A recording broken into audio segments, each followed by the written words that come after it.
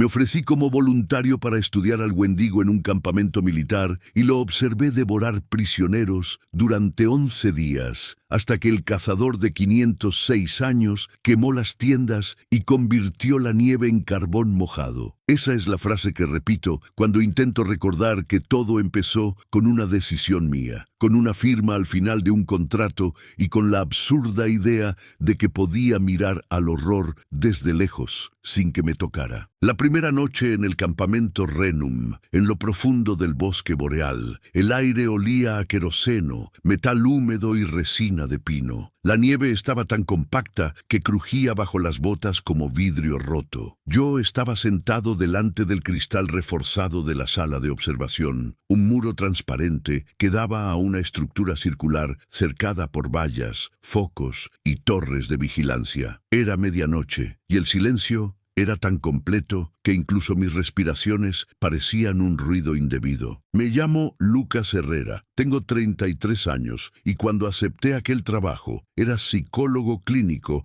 con especialización en comportamiento extremo para el ejército. Creía que la mente humana era el límite de todo lo monstruoso. Esa primera noche aprendí que me equivocaba. Del otro lado del cristal, la jaula principal estaba iluminada por focos blancos que parecían de hospital. 2 soldados arrastraban a un prisionero con las manos atadas a la espalda. Llevaba el uniforme naranja de los detenidos, sin nombre, la cabeza rapada, los pies descalzos sobre la escarcha. Tiritaba tan fuerte que los huesos le sonaban. Uno de los soldados murmuró algo por el intercomunicador y la puerta metálica se cerró detrás de ellos con un golpe seco. Lo dejaron en el centro, solo, bajo la luz. No vi al Wendigo llegar. No escuché pasos ni respiraciones ajenas. Solo un cambio sutil en el aire, como cuando se abre un congelador enorme en una habitación pequeña. El vaho delante de mi rostro se volvió más denso, más pesado. Los pelos de mis brazos se erizaron bajo la chamarra. El prisionero levantó la vista, confundido, y miró hacia una esquina de la jaula donde no había nada, hasta que hubo algo. La sombra se separó de la pared como si despegara una pegatina. Primero fue solo un contorno alto, imposible, más oscuro que la propia oscuridad. Luego los focos parpadearon una sola vez y cuando volvieron, la cosa ya estaba allí. Era demasiado delgada para la altura que tenía. Sus piernas eran como troncos quemados, agrietadas, con surcos que recordaban vetas de madera. El torso era una jaula de costillas abiertas hacia afuera, como si en vez de proteger un corazón, estuvieran ansiosas por dejar salir algo. Los brazos colgaban casi hasta el suelo, terminando en manos con dedos alargados y nudosos, cada falange rematada por uñas que parecían astillas de hielo negro. La cabeza era lo peor. No porque fuera monstruosa, sino porque conservaba algo humano. El cráneo parecía el de un hombre anciano, la piel pegada al hueso, la boca demasiado grande, sin labios. Donde deberían estar los ojos, había 2 cavidades profundas en las que flotaba una luz verdosa, débil, pero viva. No parpadeaba. La luz me miró. No había olor al principio. Luego, de golpe, un aroma dulce y rancio llenó la sala de observación, aunque el cristal debería haber aislado todo. Era el olor de carne guardada demasiado tiempo en un congelador viejo, mezclado con el de hojas podridas debajo de la nieve. El prisionero intentó retroceder, pero se resbaló. Cayó de espaldas. El Wendigo se inclinó hacia él con un movimiento lento, casi cuidadoso, como si estuviera estudiando a una presa frágil. La boca se abrió más, desencajándose con un chasquido blando. No tenía lengua, ni dientes como los de un animal. Lo que vi fue un interior oscuro, donde se arremolinaba una niebla espesa, del mismo verde apagado que sus ojos. La voz llegó después. No fue un rugido ni un gruñido. Fue un susurro que resonó directamente dentro de mi cráneo. Un murmullo sin palabras claras, pero con una intención tan nítida que mi garganta se cerró. Hambre. Esa era la única traducción posible. El prisionero gritó entonces. Esa parte sí fue humana, demasiado humana. Un grito agudo, roto, que se cortó a la mitad cuando el Wendigo bajó la cabeza y atrapó su rostro entre esas mandíbulas sin dientes. La niebla verde se arremolinó, lo envolvió, lo absorbió. Ya no había sangre ni carne desgarrada. El cuerpo se contrajo como si lo estuvieran chupando desde dentro, y en cuestión de segundos la piel se pegó al hueso, vacía, un saco reseco que se deshizo en polvo gris. El polvo cayó sobre la nieve y ni siquiera dejó mancha. Yo me levanté de golpe, mareado. Me aferré al borde de la consola. El auricular del intercomunicador se deslizó al suelo. No pude emitir ni una palabra. La criatura se quedó quieta en el centro de la jaula. Giró la cabeza lentamente hacia mí, como si supiera exactamente dónde estaba mi rostro detrás del cristal ahumado. La luz en sus cuencas brilló un poco más, un destello de reconocimiento. No había boca visible en ese momento, pero sentí la idea de una sonrisa rasparme por dentro. Luego, simplemente, se volvió sombra y se pegó otra vez a la pared. La puerta se abrió. Entraron 2 soldados con mascarillas y trajes blancos. Uno de ellos tosió. «No hay nada», dijo. El otro le respondió que se callara y empezaron a tomar muestras de la nieve. Yo pulsé el botón del intercomunicador y mi voz salió más aguda de lo normal. «¿Lo vieron?», pregunté. «¿Lo vieron?». El soldado de la izquierda me miró a través del cristal con la frente fruncida. No respondió. Sus ojos parecían aburridos, como los de alguien a quien le han mandado limpiar una sala vacía. Esa noche no dormí. Me quedé en mi litera, en la tienda asignada al personal civil, mirando el techo de lona oscura retorcerse con el viento. Escuchaba cada chasquido de la estructura metálica como si fueran pasos sobre mi cabeza. Mis compañeros roncaban. El olor a humanidad encerrada, lana húmeda y cigarrillos fríos impregnaba el aire saturado de calefacción. Cerraba los ojos, pero la imagen de la boca negra llenaba el interior de mis párpados. Había una sensación física, casi táctil, de que algo se movía en el espacio que dejaba mi respiración, como si la oscuridad, cuando inhalaba, entrara 1 milímetro más en mis pulmones. A las 3 de la mañana me levanté. Fui hasta la pequeña zona de baño, una fila de lavabos metálicos con espejos deformantes. El agua helada en mis manos me devolvió un poco al cuerpo. Miré mi rostro en el espejo, ojos hundidos, barba de 2 días, piel amarillenta por la luz de los tubos fluorescentes. Detrás de mí, el reflejo mostró una sombra alta en la esquina de la tienda donde no había nadie. Me giré de golpe. No había nada, solo el saco de dormir vacío de Ortega, un médico militar que aún estaba en la sala de control. Cuando volví a mirar el espejo, la sombra había desaparecido, pero las esquinas del vidrio se habían empañado, como si algo hubiera respirado sobre él. Segunda noche sin dormir, o eso creí. El tiempo se volvió viscoso, como si alguien hubiera derramado miel sobre el reloj. Pasaron 11 días allí, 11 noches en las que vi cómo la jaula se llenaba y vaciaba. Cada día llegaban nuevos prisioneros de algún lugar al que no nos daban nombre. A veces los dejaban solos durante horas y el Wendigo ni se manifestaba. El campamento entero parecía contener la respiración. Los focos vibraban emitiendo un zumbido constante. El viento aullaba por encima de las lonas,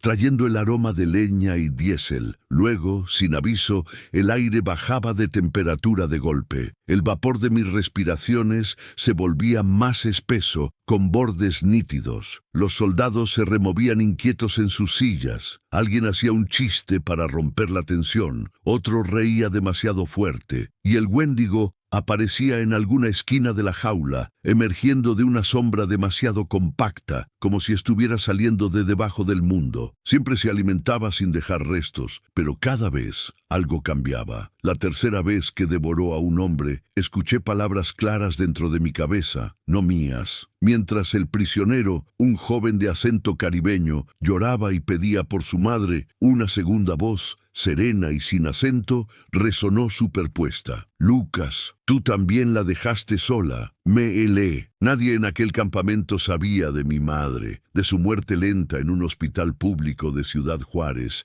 ni del remordimiento que me carcomía por no haber estado en su última noche. Nadie debería poder usar esa culpa con tanta precisión. Me giré hacia Ortega. ¿Escuchaste eso?, pregunté. ¿El qué?, respondió él, sin apartar la vista de las pantallas. Solo un berrinche más, Herrera. Deja que los militares se ocupen. Tercera noche. Cuando por fin, agotado, me quedé parcialmente dormido, el sueño fue una caída libre. Estaba en el bosque de mi infancia, aquel donde mi abuela me llevaba a recoger piñones. Tenía 8 años otra vez, y mi hermano menor, Julián, corría delante de mí entre los troncos. El aire olía a tierra húmeda, a savia viva, pero los árboles estaban demasiado quietos, sin pájaros, sin insectos, un silencio grueso. Julián se detuvo al borde de un claro. Se giró hacia mí. Tenía los ojos completamente negros, sin iris ni blanco. Sonrió, mostrando dientes que no eran suyos. «No llegaste a tiempo», dijo con una voz que era la mía, pero más grave. «Te escondiste en la ciudad y me dejaste en el frío». Intenté acercarme, pero la nieve se me tragaba los pies, pegajosa como barro. Levanté una mano y en lugar de piel, vi madera, con vetas oscuras que subían hacia mi codo. Un susurro sopló entre los árboles. Hambre, otra vez. Desperté con la boca abierta, sin aire,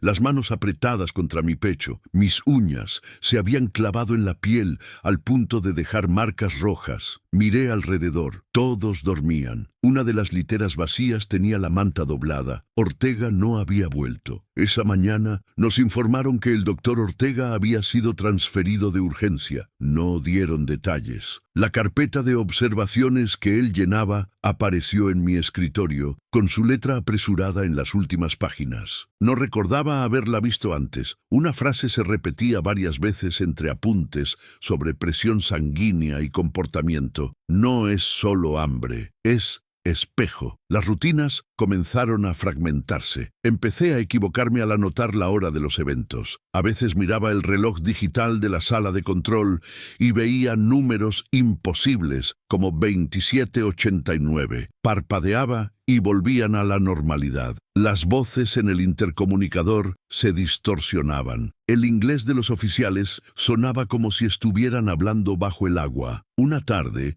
mientras revisaba grabaciones, vi algo que casi me rompe del todo. En un video de la noche anterior, la cámara enfocaba mi silla vacía. La fecha y hora coincidían con el momento en que yo estaba en la tienda, supuestamente despierto, mirando el techo. En la grabación, sin embargo, alguien estaba sentado ahí, de espaldas. Tenía mi misma complexión, mi mismo cabello oscuro corto. La figura giró ligeramente la cabeza hacia la cámara y pude ver apenas el perfil. Era yo. Sonreía, pero era una sonrisa vacía, demasiado amplia. Dijo algo al micrófono que no sonó en el audio. Solo vi el movimiento de los labios formando una palabra. «Ven». Fui directo al coronel Salgado, el responsable del proyecto. Su oficina era un contenedor metálico adaptado, con mapas del área y pantallas mostrando distintas zonas del perímetro. Olía a café recalentado y tabaco. «Coronel», dije con la voz entrecortada, «aquí hay algo que está mal, no solo con el sujeto, con todo, conmigo». Él no levantó la vista del informe que firmaba. «Todos los que pasan demasiado tiempo cerca de la jaula sienten cosas raras, Herrera», respondió. «Por eso rotamos al personal. Por eso usted se va mañana». «¿Cómo que me voy?», insistí. «Su contrato de observación intensiva es de 11 días. No es negociable. Nos interesa que informe, no que se vuelva loco». Me atreví a mencionar el video. Él apenas suspiró. Me negó con la cabeza. «No hay ninguna cámara apuntando directamente a su silla», dijo. «Está prohibido grabar al personal civil. Si quiere hablar de estrés, tenemos un psicólogo militar en la base de al lado. Pero no voy a reabrir protocolos por sus pesadillas». Quise golpear su escritorio. No lo hice, solo sentí por primera vez que nadie allí estaba realmente mirando lo que ocurría, o que, si lo veían, fingían que no. Decidí aguantar hasta el día 11. Dije que sí con la cabeza. Salí de su oficina y busqué mi libreta de apuntes, la de tapas negras, donde anotaba todo desde que llegué. Era un hábito que había desarrollado durante la carrera, una forma de ordenar el caos. Me encontré garabateando frases sin sentido entre las descripciones objetivas. Las sombras se comen los bordes de las cosas. La nieve escucha. No cierres los ojos. La noche 11 comenzó con un silencio más profundo que todos los anteriores. Los generadores parecían ronronear desde muy lejos. Apenas quedaban 3 prisioneros. El resto habían sido trasladados, según dijeron, aunque en los registros no figuraba ninguna salida. Yo estaba en la sala de observación, con un termo de café frío entre las manos. Tenía los ojos rojos, las pupilas dilatadas, la sonrisa tensa de quien está demasiado cansado para tener otra expresión. El Wendigo no se había manifestado en todo el día. Las cámaras térmicas lo mostraban como una zona de frío concentrado, pegada al techo de la jaula, quieta. Los soldados bromeaban. Uno dijo que quizá el bicho se había muerto de hambre. Otro respondió que si eso pasaba, lo ascenderían. Ninguno parecía creer en nada de lo que yo había visto. A las 2:17, las luces se apagaron. No fue un parpadeo, fue una mordida. De golpe, un apagón total. La oscuridad era tan completa que por un segundo creí haberme quedado ciego. Luego una luz rojiza comenzó a parpadear en el techo, la de emergencia. El sonido de las alarmas se clavó en mis oídos, tan agudo que casi no escuchaba los gritos. Vi a los soldados levantarse de golpe buscando sus armas, tropezando con las sillas. La pantalla principal, que mostraba la jaula, se llenó de estática. Por un instante, entre las líneas, distinguí una figura blanca alargada e inclinada sobre algo. Un brazo se movió demasiado rápido. Una sombra cayó. El cristal delante de mí se empañó desde dentro. El frío que entró en la sala no tenía sentido físico. Era un frío de cementerio antiguo, de cueva donde nunca entró la luz. Mis dedos se entumecieron de inmediato. El vapor de mi respiración se volvió humo, y entonces la voz volvió, más clara que nunca, directamente en mi mente. Ya no hay paredes. Sentí la presencia detrás de mí antes de atreverme a girar. Un peso en la nuca, como cuando te das cuenta de que alguien te está mirando desde la puerta. Me volví lentamente. La sala, que en realidad era un contenedor amplio con equipos y escritorios metálicos, pareció alargarse, como si las paredes se hubieran alejado 10 metros. El fondo se perdía en penumbra. En esa penumbra, 2 puntos verdes brillaron. Estaba ahí, del lado equivocado del cristal, en mi lado. La forma del Wendigo se recortaba contra los paneles apagados. Era más grande que en la jaula, o tal vez así lo sentía yo. Sus dedos rozaban el techo, dejando escarcha en la superficie metálica. Sus costillas se abrían y cerraban lentamente, aunque no respiraba. Uno de los soldados disparó. Vi el fogonazo del arma. No escuché el ruido, como si mis oídos se hubieran cerrado. Vi las balas atravesar el cuerpo largo del Wendigo y salir por el otro lado sin dejar agujeros. El ser se movió apenas, como si algo le hubiera molestado el sueño. Luego simplemente el soldado dejó de estar. No hubo ataque visible. A un parpadeo estaba allí, con la boca abierta en un grito silencioso. Al siguiente, su ropa colgaba vacía sobre la silla, como si el cuerpo se hubiera disuelto dentro, convertido en polvo fino que caía lentamente. Me puse de pie tan rápido que la silla cayó hacia atrás. Corrí hacia la puerta. No se abrió. Mis manos heladas no encontraban el picaporte. El Wendigo dio un paso y el suelo vibró. La estructura crujió como si estuviera a punto de partirse. Sus ojos se clavaron en mi rostro. Esta vez sí habló con palabras humanas, aunque su boca no se movió. «Tú eres distinto», dijo. «Tú miras hacia adentro». No supe si respondí con la voz o solo con el pensamiento. «¿Qué quieres de mí?» Silencio. Solo el aleteo de mi corazón desbocado. Luego, una imagen se me impuso. Yo, sentado en mi escritorio de universidad, años antes, leyendo artículos sobre trastornos de sueño y alucinaciones. Las noches enteras sin salir, dejando a mi novia sola. Una frase mía pronunciada mucho tiempo atrás regresó a mi mente como si me la susurrara un extraño. Daría lo que fuera por ver hasta dónde se puede romper una mente sin que se destruya. El Wendigo pareció sonreír por dentro de mi cráneo. «Ya lo diste», dijo. Detrás de él algo se encendió. Un resplandor anaranjado, intermitente. Al principio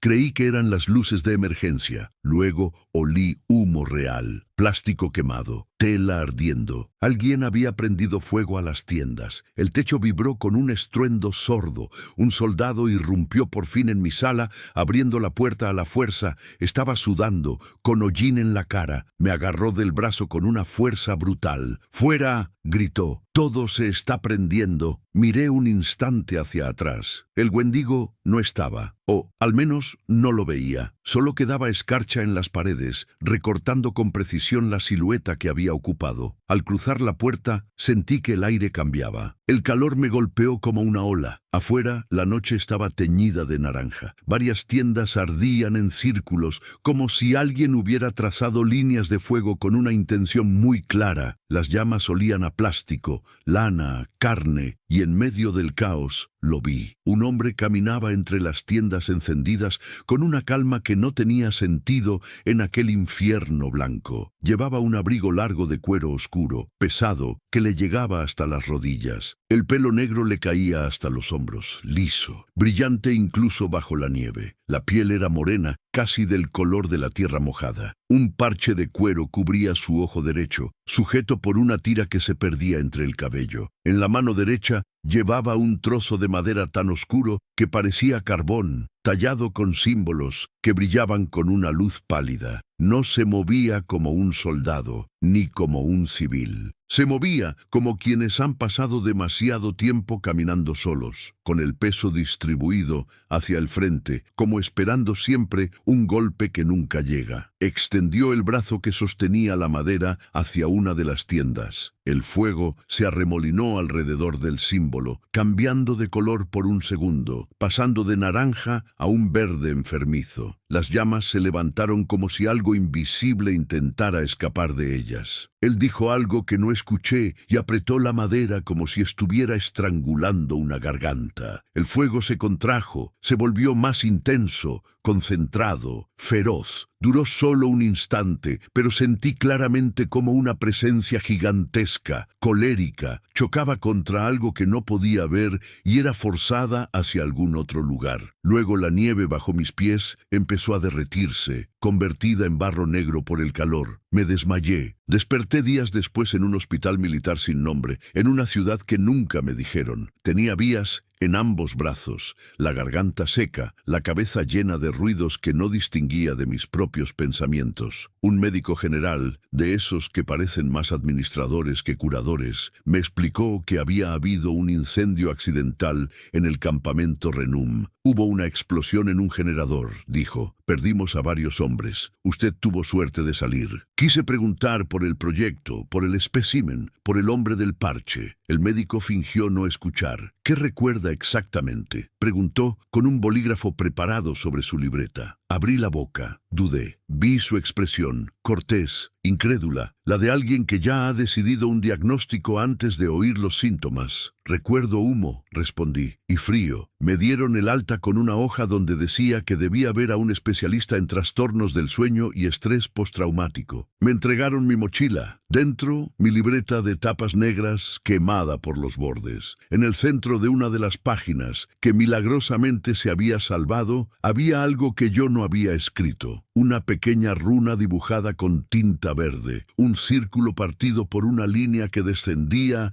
y se retorcía en curva hacia el lado izquierdo. La guardé sin saber por qué. Regresé a Denver intentando convencerme de que lo peor había quedado allá, enterrado bajo metros de nieve y secretos de estado. La ciudad olía a escape de automóvil y café tostado, a lluvia sucia sobre asfalto caliente. Mi departamento en el barrio de Baker seguía siendo el mismo, un ambiente amplio con muebles baratos, una planta agonizante junto a la ventana y fotografías de mi hermana Ana y de mi exnovia Sofía sobre la repisa. La primera noche de vuelta, Ana me llamó en videollamada desde Ciudad Juárez. Vi su rostro redondo, sus ojos cafés llenos de preocupación. «Te ves de la chingada», dijo sin rodeos. «¿Te hicieron algo?» «Solo fue un incendio», respondí. «Un accidente». Ella frunció el ceño. «Lucas, te conozco. No es solo eso». Hubo un silencio incómodo. Detrás de ella, en la pantalla, reconocí la cocina de la casa de nuestra madre. El microondas viejo, la cortina floreada, el reloj de pared que siempre se atrasaba. Pensé en contarle, pero las palabras se me helaron en la lengua. ¿Qué iba a decirle? ¿Que había visto a un ser que se alimentaba de hombres sin dejar rastro? ¿Que un desconocido con un parche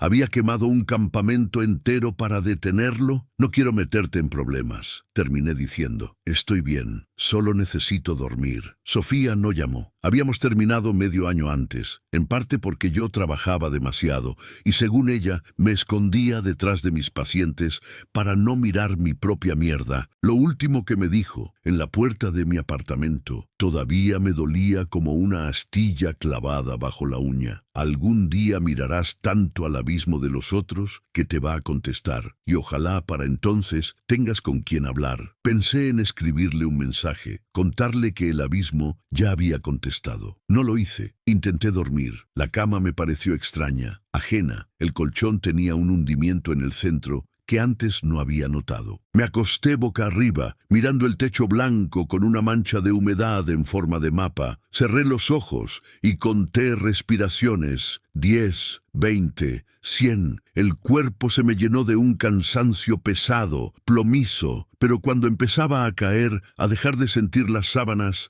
algo tiraba de mí hacia arriba. Un tirón brusco en el estómago, como cuando el avión se sacude en turbulencia. Abría los ojos de golpe, el corazón desbocado, la boca seca. Así pasaron horas. A las 4 de la mañana me levanté. Fui a la cocina y puse agua a hervir para un té de manzanilla, como me enseñó mi abuela cuando era niño, y no podía dormirme por miedo a los cuentos que ella misma me contaba sobre el hombre del hambre, el espíritu que se llevaba a los que comían más de lo que les correspondía. Nunca había relacionado aquellos relatos con la palabra Wendigo hasta que fue demasiado tarde. Mientras el agua se calentaba, noté algo en la ventana. La nieve no era común en Denver en esa época, pero el cristal estaba cubierto por una capa fina de escarcha, como un aliento frío. Me acerqué. Dibujada en el hielo, con una precisión casi geométrica, estaba la misma runa que en mi libreta. Círculo, línea, curva hacia la izquierda. Tragué saliva. Acerqué la mano. La escarcha estaba del lado de adentro. Al contacto con mis dedos, el hielo no se derritió de inmediato. Era como si tocara vidrio esmerilado. El frío me arañó la piel. «No estás allá», susurré sin querer. «No puedes estar aquí». Una voz respondió tan suave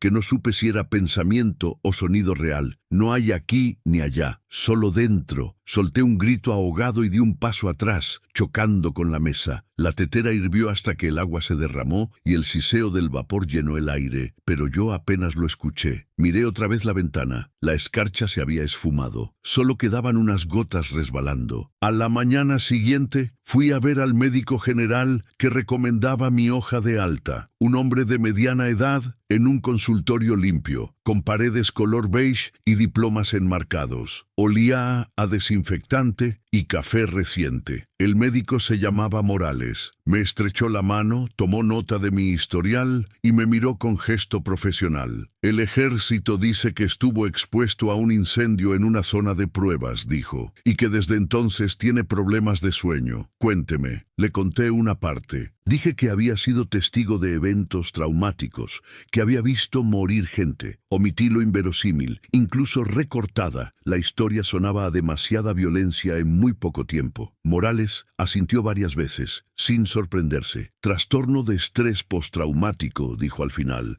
«muy común en su campo, y además insomnio de mantenimiento. Voy a recetarle un hipnótico suave. Nada de alcohol. Nada de pantallas antes de dormir. Ejercicio moderado. No es solo que no pueda dormir», insistí. «Es que hay algo conmigo, algo que se pegó, como si me hubiera traído una enfermedad de allá». «¿Alucinaciones?», preguntó él, inclinando ligeramente la cabeza, el bolígrafo preparado. Silencio. Pensé en la escarcha con la runa, en la voz dentro de mi cabeza, en la figura detrás de mí en el campamento. «A veces creo ver cosas», admití, «pero pueden ser sueños despierto. No sé». «Bien», dijo Morales con la misma voz neutra. «Eso también es común en este tipo de cuadros. Si las imágenes le causan angustia o interfieren con su funcionamiento diario, podría beneficiarse de ver a un psiquiatra. De momento, tomemos esto con calma». Me dio una receta y una tarjeta con el nombre de una clínica de sueño. Salí del consultorio con la sensación de haber hablado de una quemadura enseñando solo la costra, sin mostrar la carne viva. Las pastillas no funcionaron. Dormía tal vez 20 minutos, con sueños fragmentados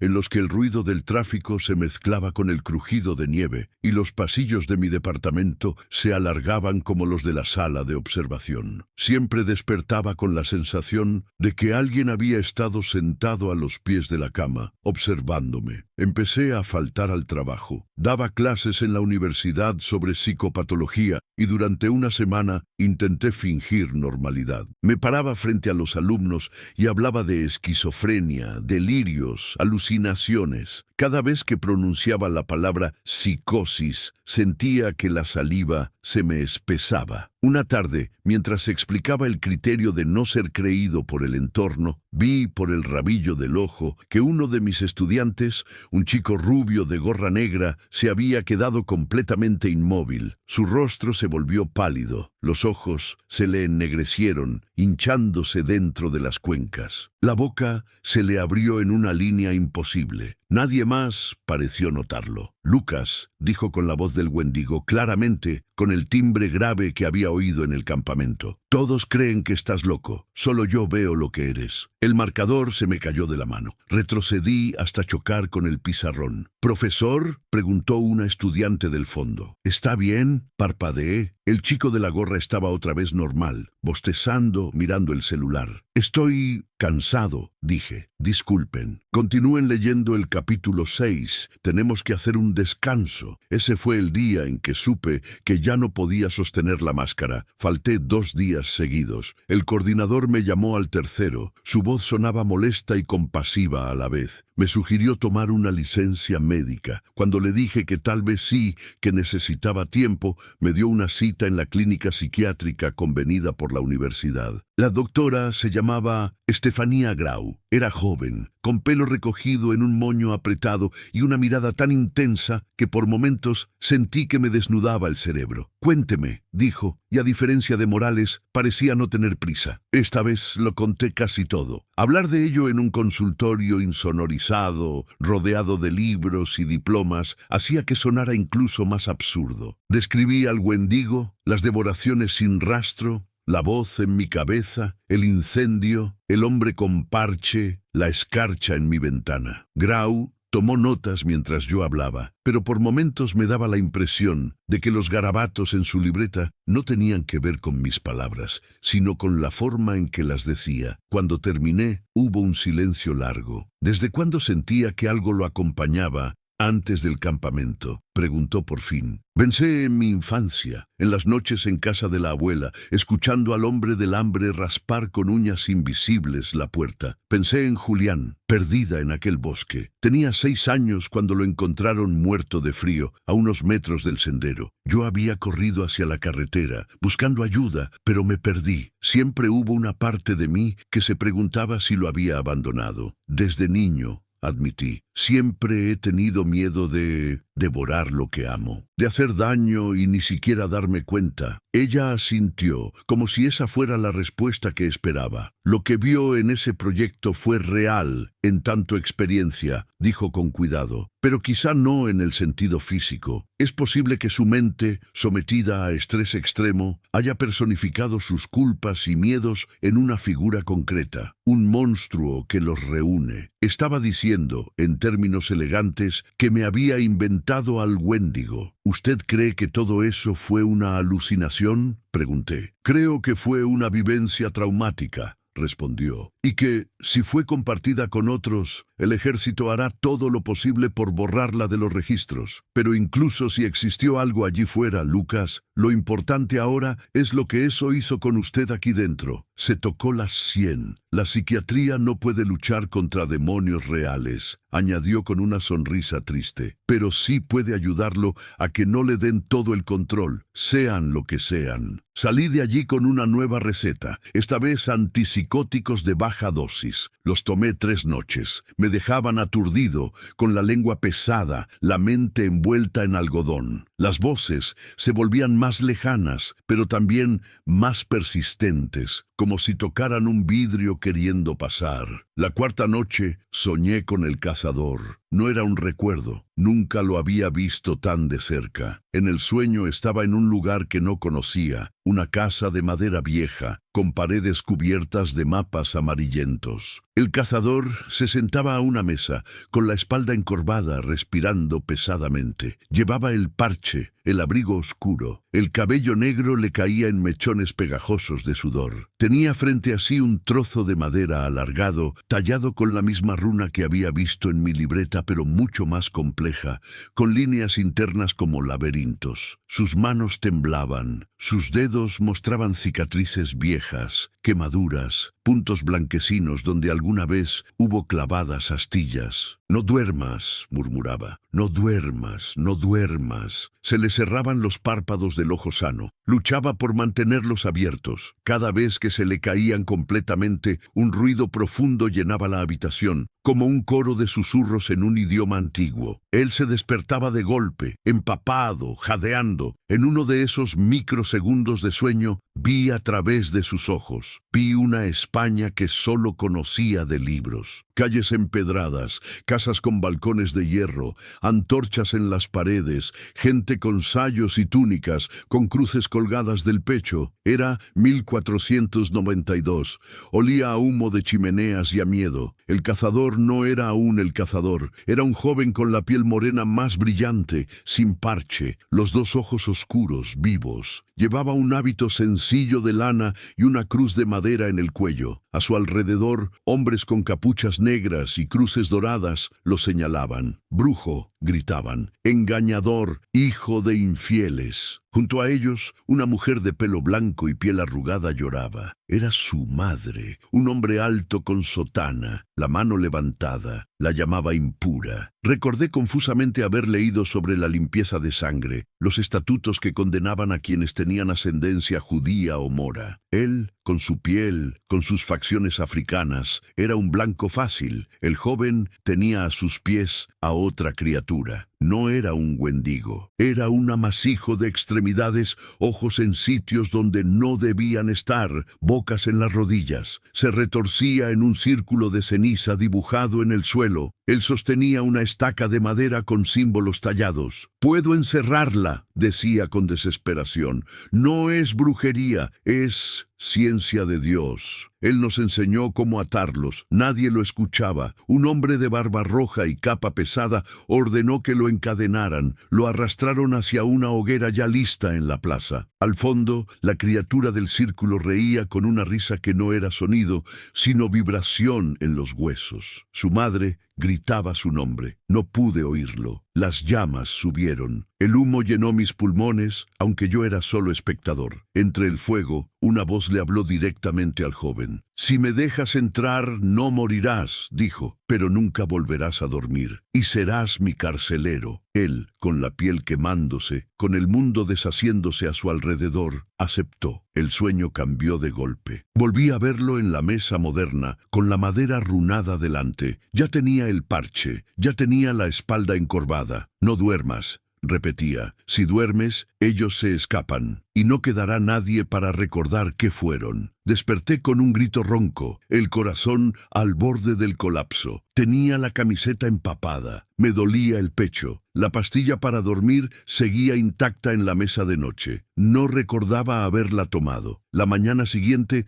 fui a la policía. No porque creyera que podían ayudarme con el Wendigo, sino porque necesitaba ridículamente que alguien en una posición de autoridad me dijera que lo que vi en el campamento existió, que hubo un incendio, que murieron personas. La comisaría olía a café recalentado y desodorante barato. Había pósters de campañas contra la violencia intrafamiliar en las paredes. Un policía cansado me atendió en una ventanilla. «Quiero hacer una denuncia», dije, «o dejar constancia de un hecho». «¿De qué tipo de hecho?», preguntó sin levantar la vista de su pantalla. «He estado en un proyecto militar clasificado», dije en voz baja. «Hubo un incendio, murieron hombres, y creo que lo están encubriendo. Hay algo peligroso que salió de allí». Finalmente me miró. Su expresión pasó de aburrimiento a una mezcla de incomodidad y molestia. Si es algo militar clasificado, nosotros no podemos hacer nada, dijo. Tiene que ir a la cadena de mando que corresponda. Lo entienden, insistí, apoyándome en el mostrador. No es solo un accidente, era una entidad, algo que se alimenta de gente. Podría estar aquí, en la ciudad. Cometí el error de usar la palabra monstruo. Él suspiró. ¿Ha consumido alguna sustancia en las últimas 24 horas? Preguntó. Droga, alcohol, medicación fuerte, antipsicóticos, respondí con amargura. Recetados. Le cambió el gesto. Ahora era puro trámite. Mire, dijo, si se siente mal, hay servicios médicos en el condado que pueden ayudarlo. Si cree que representa un peligro para usted mismo o para otros, puedo llamar a una ambulancia. No estoy loco, susurré, al menos no como cree. Detrás de él, en la sala de espera, un televisor viejo mostraba noticias. Un titular en la pantalla llamó mi atención. Incendio en almacén del norte de la ciudad. 3 desaparecidos. La imagen mostraba un edificio industrial con techo deformado por el fuego. La periodista hablaba de explosión de caldera, de fuga de gas. En la esquina inferior de la pantalla, el logo del canal parecía haber cambiado por un segundo. En lugar de las iniciales del noticiero, vi la runa, círculo, línea, curva, parpadeé. Volvió a ser un logo normal. Gracias por nada, dije y me di la vuelta. Salí a la calle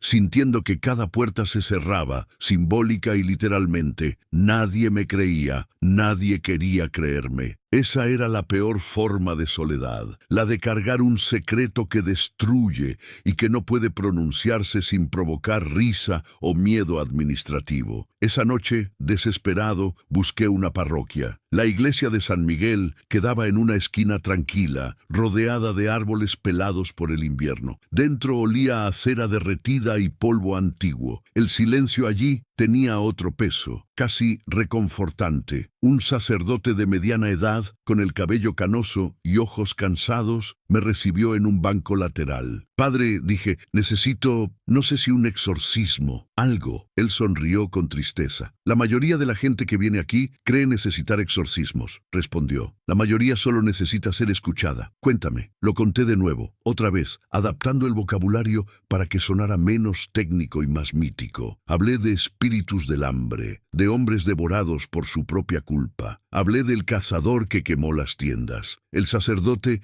me escuchó en silencio. Cuando terminé, juntó las manos. Los pueblos del norte tienen sus historias sobre el Wendigo, dijo. Espíritus que se despiertan cuando los hombres comen a otros hombres para sobrevivir al invierno. Pecado elevado a criatura. No me sorprende que algo así emerja en tiempos como estos. ¿Entonces me cree? Pregunté con un hilo de esperanza. Creo que has pasado por algo que te excede, respondió, y que el miedo y la culpa han encontrado un rostro en tu mente. La Iglesia ha visto cosas que la ciencia no acepta, pero también sabe que muchas batallas se dan dentro. Puedo rezar por ti, puedo bendecir tu casa, pero hay fuerzas con las que ni siquiera nosotros nos metemos. Sus últimas palabras me helaron. El sacerdote que admitía límites. Eso significaba que, en algún nivel, sí creía que algo real existía, solo que no pensaba enfrentarlo. Antes de irme, me tomó la mano. Si ves de nuevo al hombre del parche, dijo en voz baja, no le des la espalda. No es santo, no es ángel, pero es de los pocos que todavía caminan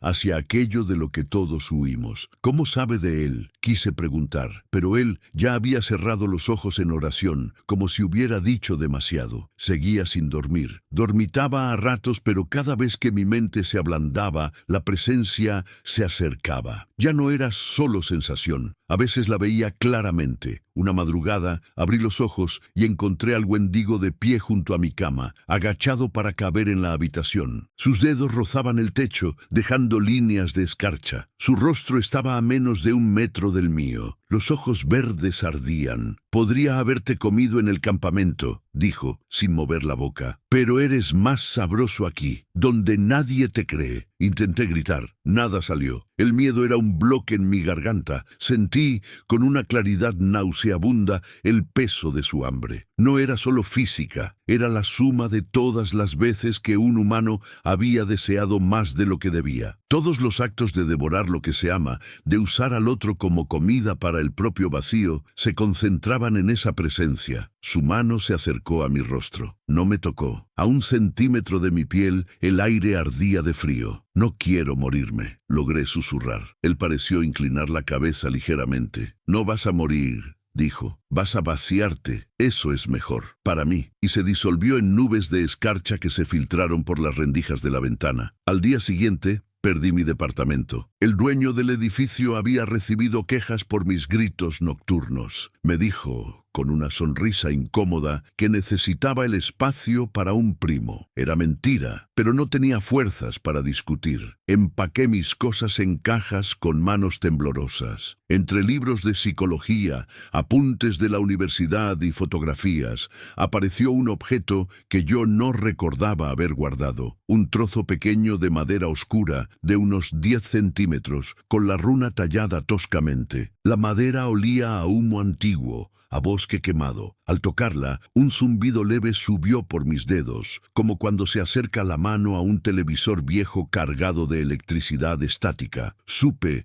sin saber cómo, que venía del campamento. Quizá alguien la había metido en mi mochila cuando me evacuaron. Quizá era un fragmento del báculo del cazador. Lo metí en el bolsillo interior de la chaqueta, junto con la libreta. Me mudé temporalmente al sillón del departamento de un colega, Diego, un tipo gordito, amable, con quien había compartido guardias y cervezas. Diego, al verme llegar con cajas y ojeras hasta los pómulos, silbó. «Hermano», dijo, «pareces un sobreviviente de guerra». «Algo así», respondí, forzando una risa. Las primeras noches en su sofá fueron un alivio relativo. Había ruido de fondo, vecinos, televisor encendido, la respiración pesada de Diego desde su cuarto. Sin embargo, el Wendigo no parecía molesto por la compañía. Un martes, mientras Diego preparaba pasta en la cocina, la televisión mostró imágenes de un accidente en carretera. Un camión volcado, cuerpos desaparecidos, tragedia sin restos, decía el titular.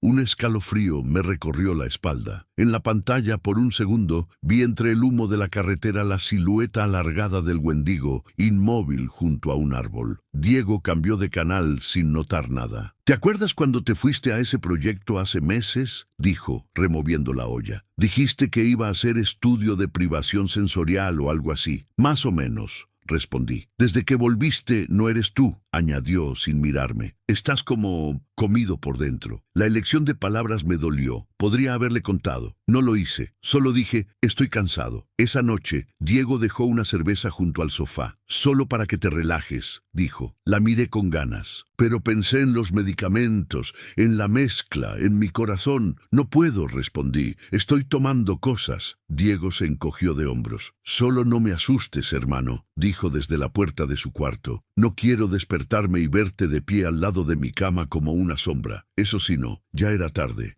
Muy tarde. Fue allí, en ese sillón prestado, donde finalmente vi al cazador en persona. Eran las 3 de la mañana. Otra vez, esa hora en que el mundo parece suspendido entre el sueño y el abandono. Diego roncaba, el refrigerador zumbaba, las luces de la calle entraban en líneas amarillas por la ventana. Yo estaba sentado, con la espalda contra el brazo del sofá, el trozo de madera con la runa entre los dedos. Pasaba la yema sobre las líneas talladas una y otra vez, como quien reza un rosario. Un golpe suave en la ventana resonó en el silencio. Alcé la vista. Pensé que sería una rama, pero vivíamos en un tercer piso, sin árboles enfrente. Un hombre estaba de pie en el pequeño balcón, mirándome a través del cristal. El corazón me dio un brinco. Lo reconocí aunque solo lo había visto entre fuego y humo. Era el cazador. El mismo abrigo largo y oscuro, el mismo parche de cuero en el ojo derecho, la misma piel morena de tono indefinible, como si hubiera pasado siglos bajo soles de distintos mundos. El cabello negro le caía alrededor del rostro, lacio, apenas levantado por el viento que se colaba por alguna rendija. Sus rasgos eran duros, angulosos, con una barbilla marcada y pómulos altos. Pero lo que más impresionaba era su ojo izquierdo, de un ámbar tan claro que parecía casi dorado. No tenía la mirada perdida de los locos, sino la de alguien que ha visto demasiado y no ha tenido tiempo de digerirlo. Señaló el pomo de la puerta del balcón con un gesto de la barbilla. ¿Puedo pasar?, murmuró a través del vidrio. Su voz era grave, ronca, con un acento que no pude ubicar, como si contuviera restos de varios idiomas viejos. Me quedé inmóvil varios segundos. Parte de mí pensó en gritar a Diego, buscar ayuda. Otra parte supo que nadie más debía verlo, que si ese hombre había llegado hasta aquí era porque traía algo que ver con el trozo de madera en mi mano. Me levanté con las piernas de gelatina y abrí la puerta corrediza. Él entró con una naturalidad que no debería tener un extraño en una casa ajena. El abrigo traía consigo el olor a humo frío, a bosque mojado, a algo metálico y antiguo. «Por fin», dijo, mirándome de arriba abajo, en persona. «¿Quién es usted?», pregunté, intentando mantener la voz firme. Clavó la vista en el trozo de madera de mi mano. «Eso te lo dice ya», respondió. «Lo has estado sosteniendo como si fuera un talismán, pero no sabes qué llevas». Extendió la mano, pidiendo permiso para tomarlo. Dudé, pero se lo pasé. Lo sostuvo con reverencia, como quien recoge a un niño dormido. Sus dedos se posaron exactamente sobre las líneas de la runa, como si supieran dónde ir. «Soy el hombre al que le quitaron el sueño para que otros pudieran dormir», dijo al fin. «Hace 506 años que no cierro los ojos del todo. Algunos me llaman cazador, otros me llaman maldito. Ninguno me llama por mi nombre». Intenté procesar la cifra. 506 años, repetí, incrédulo. Asintió apenas. «España», dijo. 1492. Ahí empezó esto para mí, mucho antes de tu campamento y tu monstruo. No entiendo», murmuré. «¿Por qué está aquí? ¿Cómo me encontró?» «Tu olor», respondió con naturalidad. «Cuando uno camina tanto tiempo detrás de las cosas que se alimentan de humanidad, aprende a oler al que ha sido marcado. Y tú lo estás, hasta en la lengua». Su forma de hablar era extraña. Usaba palabras contemporáneas, pero con un ritmo antiguo, como traduciéndose a sí mismo constantemente. Se acercó un paso. No era muy alto, pero su presencia llenaba la sala. En su rostro se veían otras marcas además del parche. Una cicatriz fina que bajaba desde la sien hasta la mejilla, otra en el labio superior, un leve temblor en la comisura derecha, como un tic. Debajo de los ojos tenía ojeras tan profundas que parecían sombras pintadas. «No has dormido bien desde que lo viste», constató. «Lo llevas pegado como una telaraña. Comes poco, te tiemblan las manos. Tu mente está empezando a hacer grietas». Podría haber sido cualquier buen clínico describiendo mi cuadro, pero el tono era otro. No era diagnóstico, era inventario. ¿Puede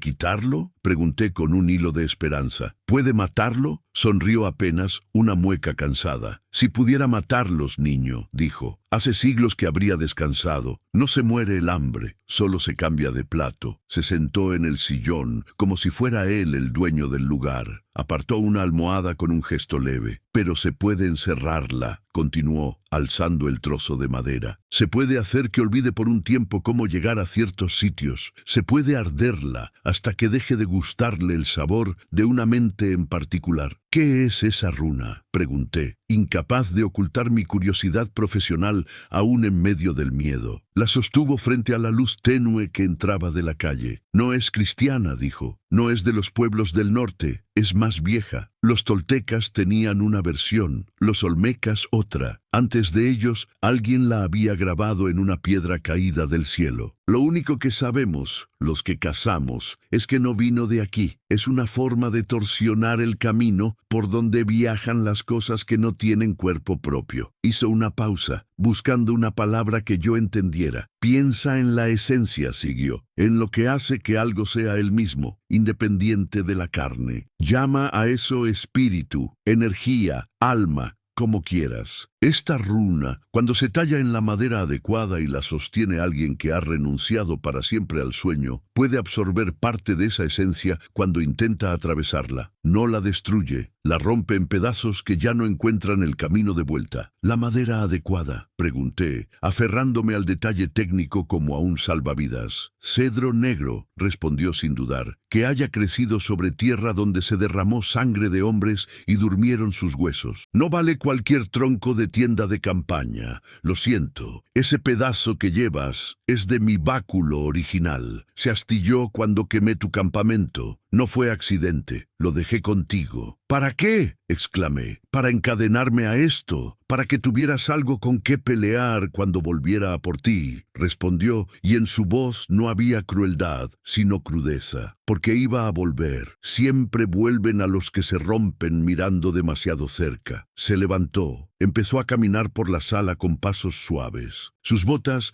apenas sonaban sobre la alfombra gastada. Cada tanto, su mano libre se rozaba la frente, donde un leve temblor traicionaba un cansancio profundo. ¿Te duele la cabeza?, pregunté, casi en automático. «Me duele el siglo», replicó con media sonrisa. «El ruido de las ciudades modernas es peor que un ejército en marcha. No sé cómo viven aquí, pero supongo que ustedes nacieron ya con la mente rota, así que no lo notan tanto». Le ofendía y fascinaba al mismo tiempo. «¿Por qué el Wendigo me eligió a mí?», solté por fin, entre todos los que había ahí. «¿Por qué me siguió?». Se detuvo y me miró como si yo fuera un niño, haciendo una pregunta muy obvia. «Porque tú ya tenías hambre antes de verlo», dijo. «No como él», aclaró al ver mi expresión. «No de carne, hambre de entender, de meter las manos en la mente ajena hasta el fondo, hambre de ver dónde está el límite del dolor. Esa hambre hace ruido, ¿sabes?». Y él escucha. Sentí vergüenza, rabia, miedo. Yo solo quería ayudar a la gente, dije, con más fuerza de la prevista. Quería entender el sufrimiento para aliviarlo. Asintió con lentitud. Yo también, dijo. Pensé que, si aprendía cómo se colaban estos seres en las vidas de otros, podría guardar la puerta. Ahora sé que solo soy otro cerrojo. Nadie agradece al cerrojo. Solo lo maldice cuando no abre. Sus palabras cayeron pesadas entre nosotros. «Tenemos poco tiempo», añadió. «Él ya sabe que estoy aquí, y tú eres la vela que lo guía». Diego se movió en su habitación, murmuró algo en sueños. Miré hacia la puerta cerrada, preocupado. «¿Lo va a poner en peligro?», pregunté. «Si no hacemos nada», dijo el cazador, «el peligro lo pondrá él mismo en cuanto el Wendigo necesite postre. Lo mejor que puedes hacer por tus queridos ahora es resolver esto lo más lejos posible de ellos». «¿Resolverlo cómo?», reclamé. «¿Qué quiere que haga?». «Vamos a cazarlo», respondió con sencillez. «Él te eligió como plato principal. Lo usaremos como anzuelo. Yo pondré la trampa, pero necesitas decidir si eres carne o cebo». No sabía si reír o vomitar. «¿Cómo se caza algo que no se puede matar?», susurré. «Encerrándolo lo suficiente como para que no pueda masticarte», dijo. «Al menos por un rato. A veces un rato son años. Para criaturas como él, el tiempo es otra carne». Se acercó de nuevo al balcón. «Mañana al anochecer», dijo. «Estación de autobuses vieja, la del norte. Si no vienes, lo intentaré sin ti. Pero te aseguro que él sí vendrá a buscarte tarde o temprano, y yo no estaré siempre». Se detuvo en el marco. Miró hacia la calle. Luego volvió su ojo ámbar hacia mí. «Y trae la ramita», añadió, refiriéndose al pedazo de madera. «Sin ella, solo serás otro recuerdo agujereado en mis siglos». Saltó del balcón al aire abierto, 3 pisos hacia abajo. Me abalancé a la barandilla, temiendo ver un cuerpo estrellado. No había nada, solo una sombra alargada que se deslizaba entre las luces de la calle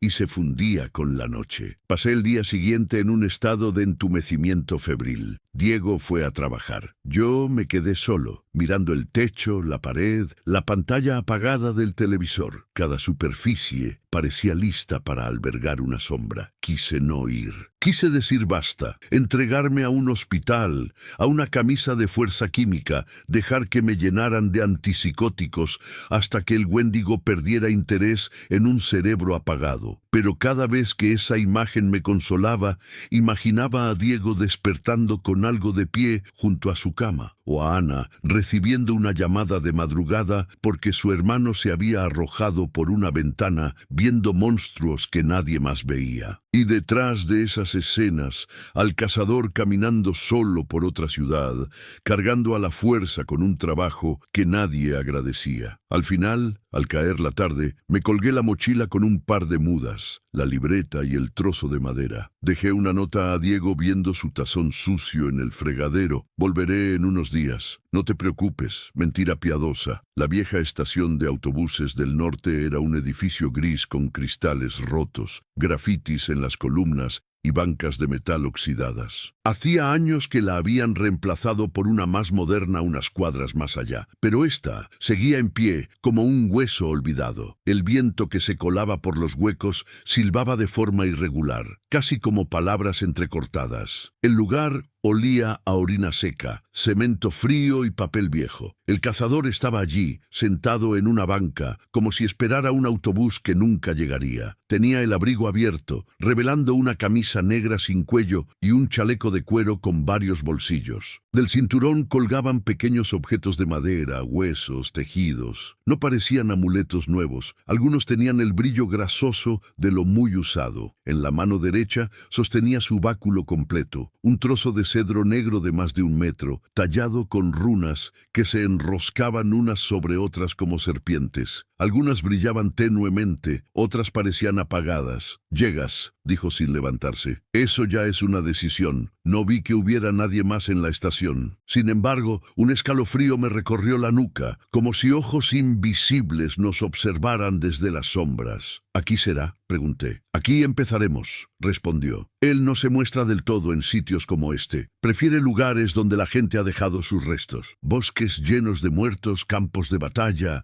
edificios colapsados. Pero esto es un buen punto de partida para enseñarte lo básico. Se puso de pie. «Te voy a mostrar lo que ves cuando no eres el plato», dijo. Apoyó el báculo en el suelo de cemento con firmeza. Cerró el ojo sano un segundo, como si hiciera un esfuerzo por mirar hacia otro lado del mundo. El aire cambió. La luz que entraba por los ventanales rotos pareció espesarse, volverse más amarilla. Las sombras se alargaron, estirándose hacia el báculo. El frío en la estación se profundizó, no tanto en la piel como en los pulmones. Donde antes no había nada, comencé a percibir brillos leves, manchas de un verde opaco flotando en el aire, titilando como luciérnagas enfermas. «Residuos», explicó. «Mira bien, una de las manchas se acercó a mí, atraída por algo que no veía. Se pegó a mi brazo. Sentí una punzada de tristeza tan intensa que se me llenaron los ojos de lágrimas. Era como recordar de golpe todas las veces que había tenido hambre de consuelo y había comido silencio en su lugar. Levanté la mano, tratando de apartarla. El cazador estiró su báculo, tocó con la punta la mancha. Esta se encogió, aspirada hacia la runa central, la más compleja de todas. Se fragmentó en líneas pequeñas que desaparecieron en la madera. «La runa bebe la esencia dispersa», dijo. «No puede con el plato completo, pero sí con las migas, y a veces, cuando se ha comido suficientes migas, puede hacer que el monstruo tropiece al andar». Se acercó a mí. Su olor, de humo antiguo y cuero, se mezclaba con el de polvo de la estación. «Tú eres más que migas», añadió. «Por eso él no quiere soltarte. Y por eso yo necesito que aprendas a sostener esto». Me tendió el báculo. El trozo de madera en mi bolsillo vibró como respuesta, calentándose repentinamente. Saqué mi fragmento. Lo acerqué al báculo. Por un segundo, las líneas talladas en ambos se alinearon, brillando un poco más. «Es la misma lengua», dije sorprendido. «Es la misma cárcel», corrigió él. Tomé el báculo completo con ambas manos. El peso me sorprendió. No era solo físico. Sentí de golpe una avalancha de ecos, voces en idiomas que no reconocía, susurros de gente que pedía ayuda, aullidos de criaturas sin nombre. Mi cabeza dio vueltas. «No puedo», murmuré, intentando soltarlo. El cazador puso sus manos sobre las mías, firmes. «Respira», dijo. «No te está hablando a ti, está hablando a través de ti. Aprende a dejarlo pasar». Lo intenté. Respiré. Imaginé que mi cuerpo era un tubo, hueco, por donde esas voces entraban por una mano y salían por la otra. Poco a poco, el ruido se hizo menos agobiante. Seguía allí, pero ya no me perforaba el cráneo. «Eso», murmuró el cazador. «Has oído gritos antes. Esto no es tan diferente, solo son más viejos». Retiró sus manos. Al sostener el báculo, noté un detalle más. En una sección, cerca de donde él solía agarrarlo, había una línea tallada distinta, una especie de nombre corto en un idioma que no entendía. «¿Qué dice aquí?», pregunté. Él bajó la vista. Por un momento, la dureza de su rostro se ablandó. «Mi nombre», respondió en voz baja, «el que tenía antes de ser esto. Ya casi no lo recuerdo yo mismo. A veces sueño que alguien me lo grita desde muy lejos, pero al despertar se ha ido. ¿Por qué no lo dice en voz alta?». Insistí. «Porque cada cosa que se pronuncia, otra la escucha», contestó. «Y hay quienes están aburridos allá arriba, esperando que cometa el error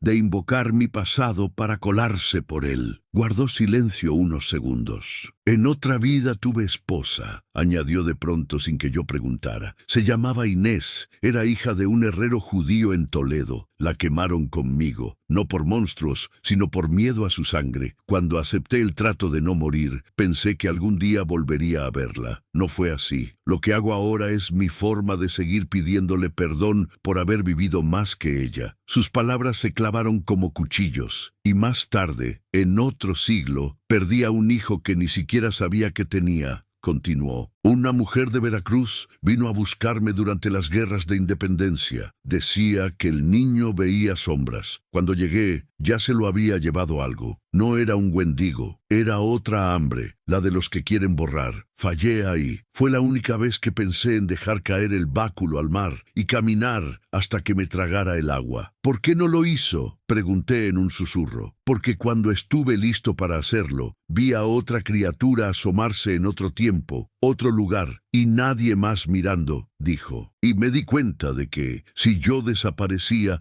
no quedaba nadie con mis recuerdos. Y entonces ya no habría historia, solo repetición». Me quitó el báculo de las manos con suavidad. «Ahora tú tienes algunos recuerdos que yo no», añadió. «El campamento, las tiendas quemadas, el olor del miedo en ese lugar. Eso lo hace tuyo también». Sacó de uno de sus bolsillos un pequeño cuchillo, con hoja corta y curva, el mango envuelto en cuero. «Toca tu fragmento de madera con esto», dijo, tendiéndome el arma. «¿Por qué?», pregunté, aunque mi mano ya se movía. «Porque la runa que llevas está dormida», explicó. «La tallé hace años, mucho antes de que te conociera. La dejé en blanco para quien viniera después. Necesita tu sangre para saber de quién es ahora». Me corté la yema del dedo índice, apenas un pinchazo. Una gota roja, intensa, cayó sobre la superficie oscura del fragmento. La madera la absorbió de inmediato. Las líneas de la runa se iluminaron un instante con el mismo rojo, luego se apagaron, volviendo a su verde enfermizo original. Sentí un tirón interno, como si una parte muy pequeña de mí hubiera sido aspirada hacia ese objeto. «Ahora eres dueño de una celda», dijo el cazador. «Úsala bien». Un viento más frío entró por las ventanas. El cielo afuera se había oscurecido por completo. La estación parecía haberse encogido.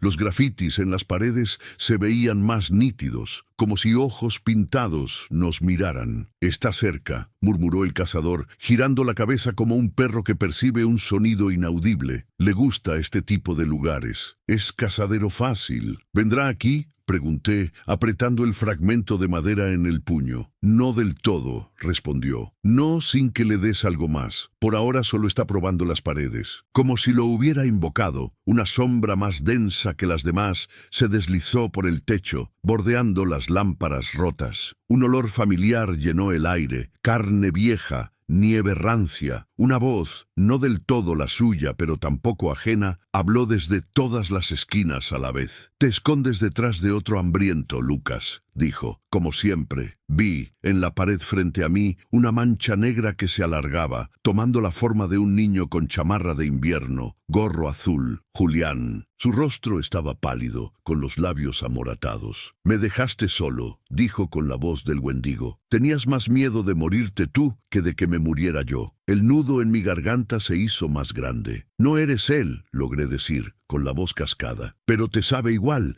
replicó la presencia riendo por dentro. El cazador golpeó el suelo con el báculo. La runa principal brilló con fuerza. El eco de la risa se quebró, como si pasara por un filtro rugoso. «No lo escuches tanto», dijo. «A estas cosas les gusta narrar tu peor versión. Si les das razón, se hacen más grandes». Se volvió hacia mí. «Tenemos que ir al origen», añadió. «Esto solo es un aperitivo. Él está reuniendo fuerza en el lugar donde probó por primera vez tu sabor». «El campamento», susurré. asintió, o lo que queda de él. El viaje de vuelta al norte fue un borrón de carreteras largas, moteles baratos con olor a cloro y cigarros, estaciones de servicio con café tan malo que ni el cazador lo quiso. Dormíamos por turnos que solo implicaban cerrar los ojos unos minutos mientras el otro manejaba. Bueno, yo dormía a ratos. El cazador nunca lo hacía del todo. Una noche, en un motel de carretera en Wyoming, lo vi casi caer. Estaba sentado en la silla junto a la ventana, el báculo apoyado contra la mesa, la cabeza inclinada hacia el pecho. Su respiración se había hecho más profunda. El ojo ámbar se le cerraba lentamente. Me acerqué, intrigado y preocupado. «¿Está bien?», pregunté. No respondió. El cuarto parecía haberse vuelto más denso. El ruido de la autopista se apagó,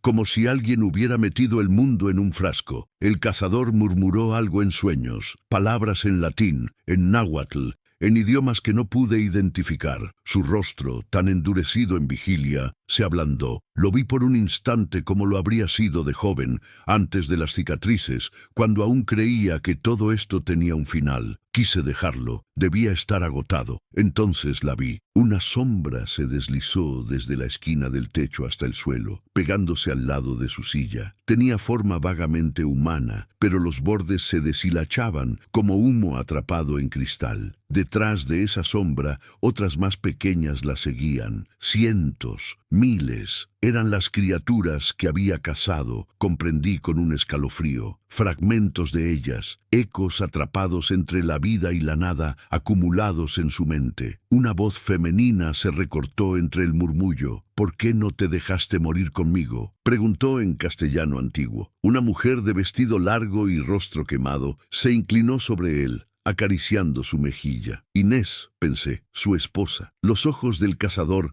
se movían bajo los párpados, como si sufriera una pesadilla. Sus manos se crispaban en los brazos de la silla. Empezó a sudar, gotas gruesas resbalando por su frente. Otra figura apareció, la de un niño delgado de piel morena, con pantalones cortos y camisa de algodón, los ojos muy abiertos. «Tenías que salvarme a mí, no a los otros», dijo el niño. «Yo era tu sangre». El cazador murmuró un no ahogado, apenas audible. Las sombras se acercaban más, pegándose a su pecho, a su garganta, entrando por su boca entreabierta como humo. Entendí, de golpe, que si se quedaba dormido más de unos segundos, se lo comerían vivo por dentro. No los monstruos de fuera, sino los que había encerrado en su cabeza con cada trato, cada caza. Lo sacudí por los hombros. «Despierta», dije. «Vamos, no te vayas ahora». Sus ojos se abrieron de golpe, inyectados de rojo. Aspiró aire como si volviera de un ahogo. «Siempre intentan», murmuró, limpiándose la frente con el dorso de la mano. «Cada vez que caigo, vienen a reclamar. No quieren que los tenga aquí. Quieren que los suelte al mundo otra vez.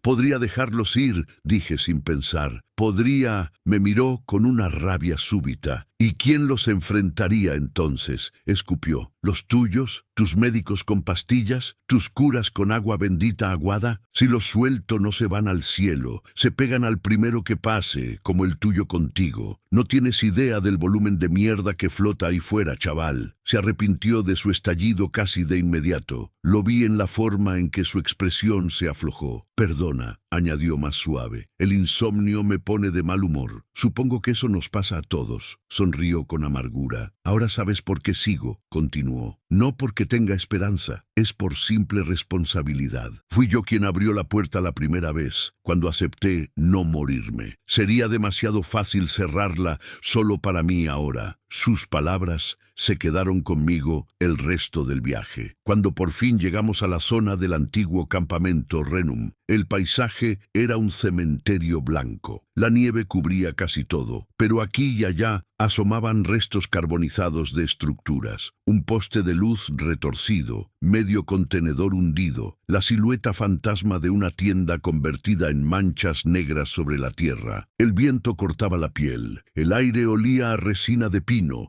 a hielo antiguo y a algo dulzón que identifiqué de inmediato, el residuo del Wendigo. Me dieron náuseas. «Aquí fue», dije, sin reconocer del todo todo el lugar. El fuego lo cambió. El cazador clavó el báculo en la nieve. Y aquí volverá, afirmó. Las cosas como él regresan siempre al primer plato que las satisfizo. Eres parte de esa memoria. Marcó un círculo amplio en la nieve con la punta del báculo. Luego, con movimientos precisos, comenzó a trazar símbolos dentro, conectando puntos invisibles entre sí. No eran solo las runas que yo conocía. Había otras formas, más antiguas, más angulosas. ¿Qué hace?, pregunté, frotándome las manos para no perder los dedos con el frío. Una grieta segura, respondió. Si va a asomar, que sea por donde yo quiero. Me miró por encima del hombro. Tú vas a ponerte en el centro, dijo, y cuando él venga, vas a sostener tu fragmento de madera delante de tu pecho. No intentes atacarlo, no intentes huir,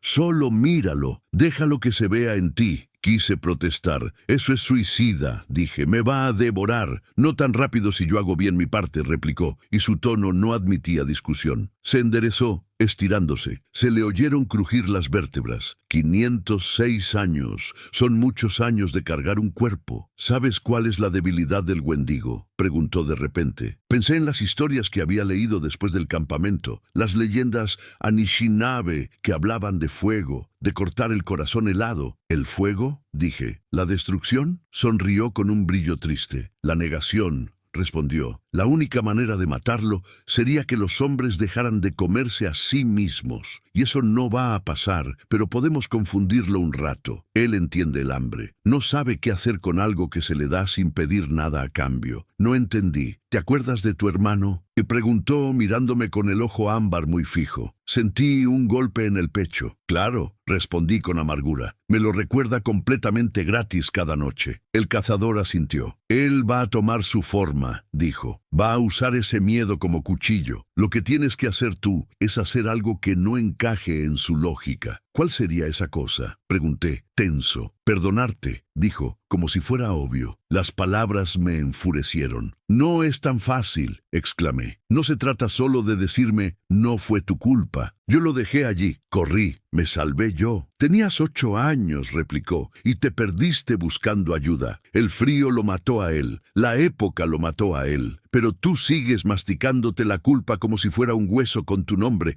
Eso a él le encanta. Cada vez que te odias, le das de comer un poco. Señaló la runa en mi fragmento de madera. Esa cosa, explicó, se alimenta de fragmentos de esencia para encerrarlos. Vamos a hacer que se coma el sabor de algo que el Wendigo no sabe what is. Un acto de compasión hacia ti mismo.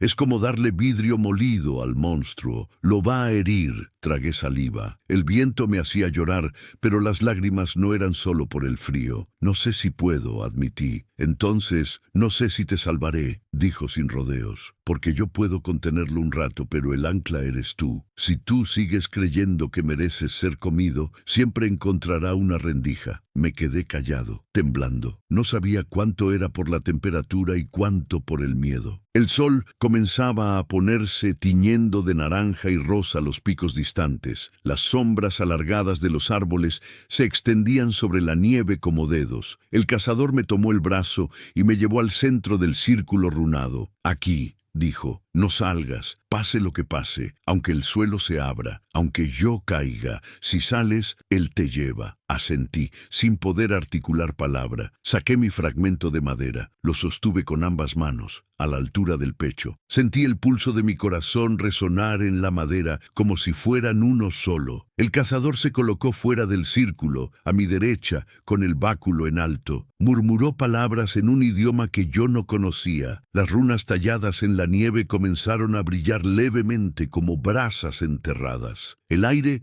se inmovilizó. El silencio que cayó entonces fue distinto a todos los que había vivido. No era la simple ausencia de sonido, sino una retirada activa. Como cuando todos en una sala contienen el aliento al ver a alguien a punto de hacer algo peligroso. Luego vino el frío. No era el frío natural del invierno. Era un frío interior, que empezaba en los huesos y se extendía hacia afuera. La humedad de mi aliento se cristalizó inmediatamente, cayendo como polvo diminuto. Mis pestañas se pegaron. Un olor familiar, rancio y dulce, llenó mis fosas nasales. Y la voz, esa voz sin boca, resonó en mi mente y en el aire al mismo tiempo. «Otra vez tú», dijo el Wendigo, y otra vez él. Lo vi aparecer primero como una distorsión del paisaje. La línea del horizonte se curvó, como si una lente cóncava hubiera sido puesta frente al mundo. Después, una sombra alargada emergió de la nada, estirándose desde debajo de la nieve, como si hubiera estado enterrada allí todo el tiempo. Su forma se condensó. No era exactamente igual a la que vi en la jaula. Ahora era más grande, más definida. Las manos eran aún más largas, los dedos más delgados, las uñas más agudas. Las costillas sobresalían como ramas afiladas. En lugar de piernas claras, su parte inferior se disolvía en una maraña de raíces negras que se hundían en el suelo helado. La cabeza cambió ante mis ojos. Por un instante fue el cráneo huesudo que recordaba. Luego la carne se reacomodó, tomando rasgos familiares. Vi mi propio rostro en esa estructura, pálido, demacrado, los ojos verdes como los suyos. Sonreía con la alerta cruel del depredador. «Eres tú cuando se acaba la vergüenza», dijo la voz, usando mi cara. El cazador alzó más el báculo. «No le prestes tu rostro», gruñó entre dientes. «Míralo como lo que es». Respiré hondo, parpadeé fuerte. Cuando volví a fijar la vista, la cara había vuelto a ser la mezcla horrible entre humano y algo más, sin rasgos claros, solo esas cuencas iluminadas. El Wendigo dio un paso hacia el círculo. Sus raíces chocaron contra la nieve, que se agrietó como cristal. Un sonido agudo llenó el aire, como el de ramas rompiéndose. Las runas brillaron con más fuerza. Una luz verde pálida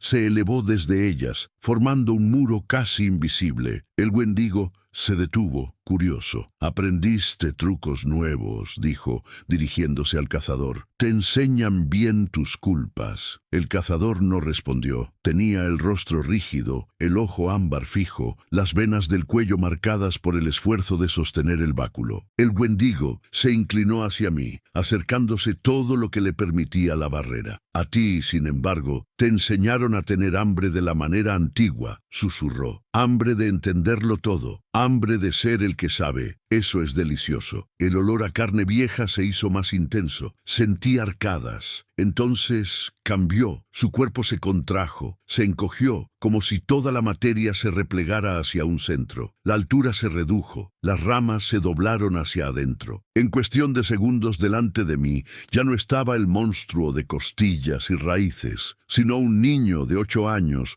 con gorro azul, chamarra gruesa, los cachetes rojos por el frío. Julián. El rostro era idéntico al de las pocas fotos que conservaba. La sonrisa ladeada, el diente frontal un poco torcido, los ojos grandes, marrones. No tenían brillo verde, eran como los recordaba. «Lucas», dijo con su voz verdadera, la de antes. «Me dejaste ahí, tenía miedo, lloraba, y tú corriste». Las rodillas se me doblaron. Solo el frío de la nieve logró mantenerme relativamente rígido. «No es él», dijo el cazador en voz baja pero firme. «Es tu memoria usada en tu contra. Él no sabe qué sintió tu hermano en realidad, solo sabe lo que tú crees». Sentí la culpa subirme como un vómito. «Perdóname», susurré mirando al niño. «Lo siento tanto. Si yo me hubiera quedado...». La figura de Julián me miró fijamente. «Te habrías muerto conmigo», dijo, y algo en su tono sonó distinto. Menos acusador, más neutro. El Wendigo pareció sorprendido por su propia frase. «Aprovecha», dijo el cazador, apretando los dientes. «No es él quien habla, eres tú. Díselo bien». Cerré los ojos un segundo. Recordé el bosque. Recordé mis piernas pequeñas corriendo entre los árboles, los gritos,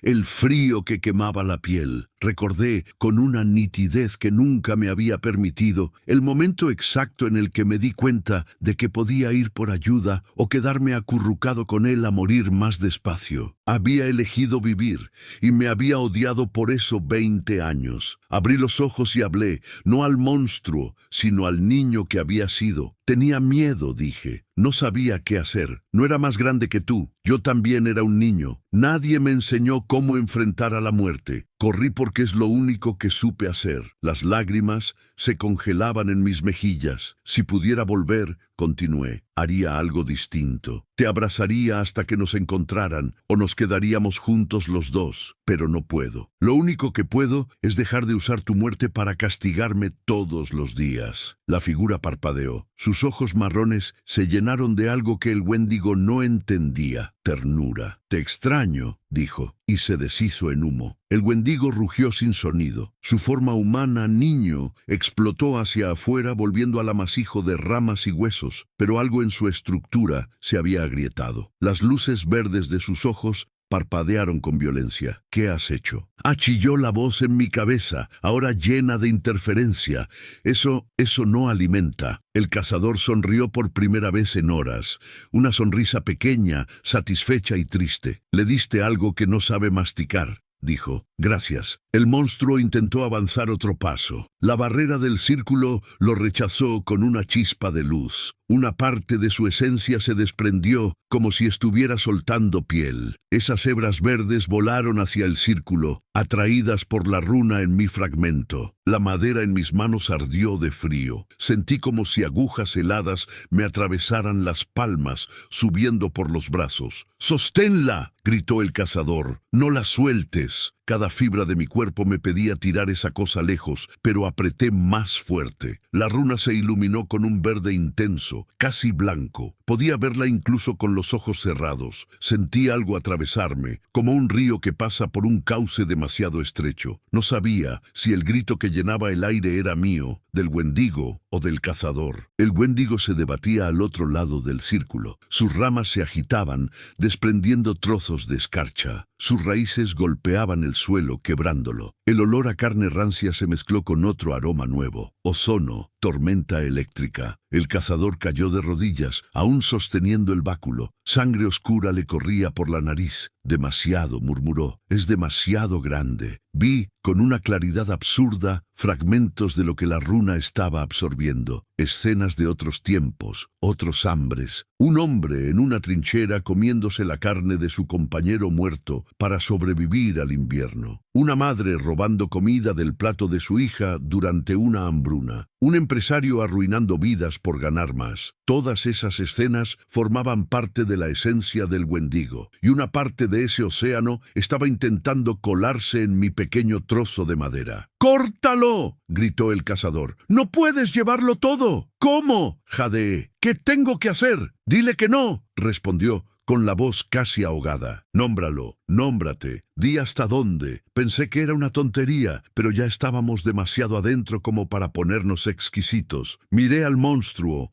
o lo intenté entre el resplandor. ¡Ya basta!, grité desde el fondo de los pulmones. No eres todo lo que dices ser. Solo eres una parte de la mierda humana, no su totalidad. Y yo no soy tu casa. La runa en mi fragmento se contrajo. El flujo de esencia se redujo. Del otro lado, el Wendigo dejó de avanzar. Se estremeció, como si hubiera chocado contra un muro. Por un instante, nuestras miradas se encontraron, si es que se puede llamar mirada a ese cruce entre luz verde y conciencia. Volveré, susurró la voz, pero ahora sonaba herida, menos segura. No puedes encadenar para siempre lo que los hombres siguen alimentando. Lo sé, respondí, con un cansancio que no era solo físico, pero volverás más débil. El monstruo se retiró, arrastrando sus raíces hacia atrás. Su cuerpo se deshilaba, convirtiéndose en escarcha y polvo. El aire se llenó de partículas blancas que no eran nieve. Cuando por fin desapareció por completo, el silencio cayó de golpe. Un silencio distinto al del ritual, lleno ahora de ecos, de respiraciones, de latidos. Caí de rodillas dentro del círculo. El cazador se levantó a duras penas y se acercó. Entró sin problemas. La barrera se había apagado. Me quitó el fragmento de madera de las manos con cuidado, como si fuera una pieza de vidrio a punto de romperse. Lo miró por todos lados. Está lleno, murmuró, casi hasta reventar, pero está. Lo que absorbió ya no sabe cómo volver a lo que quedó de él allá afuera. ¿Lo matamos?, pregunté con la voz ronca. Él negó con la cabeza. Solo lo partimos, respondió. Una parte está aquí, otra seguirá rondando. Eres menos apetecible ahora, pero otros no. Me ayudó a levantarme. Las piernas me temblaban. Los dedos de las manos estaban entumecidos, casi insensibles. ¿Qué va a pasar con eso?, pregunté señalando el fragmento. Lo guardaré con los otros, dijo. Tengo un lugar para eso. No es agradable, pero es seguro. Lo metió en el interior de su abrigo, junto al pecho. Sentí un tirón en el alma, como si me arrancaran algo que pese a todo se había pegado a mí. Me mareé.